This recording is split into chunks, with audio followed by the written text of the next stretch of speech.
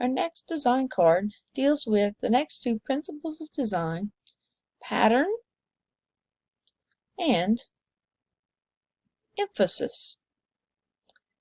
Pattern is a way of repeating a visual element, whether that be a line, a shape, a color, a value, a texture. But if you repeat it in a certain way so that you can predict what might come next, you are creating a pattern. Like this Argyle pattern here.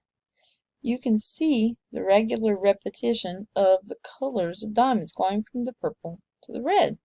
So you can predict that the next two would be a purple on the top and a red on the bottom.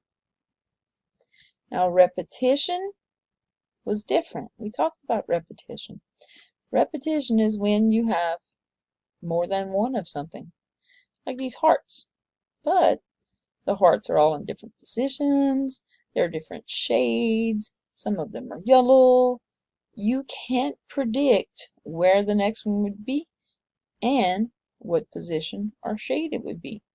Repetition can have different sizes, different textures, all kinds of different things. Pattern will be more following rules. You predict what the next row would be or the next column would be because of the pattern. Now, if you have emphasis, that's when one element stands out from the rest. You can create emphasis by using color, by using values, by using focus or texture, and even by using position. When one thing is a little different, it stands out. So, how could you show emphasis in a pattern? Well, back to the Argyle, you could take one of these diamonds and change the color.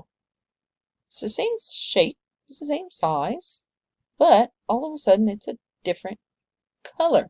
Therefore, that blue diamond definitely stands out. You could take it and change the value.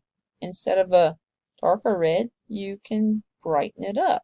That brighter area is emphasized. You notice it first because it is different.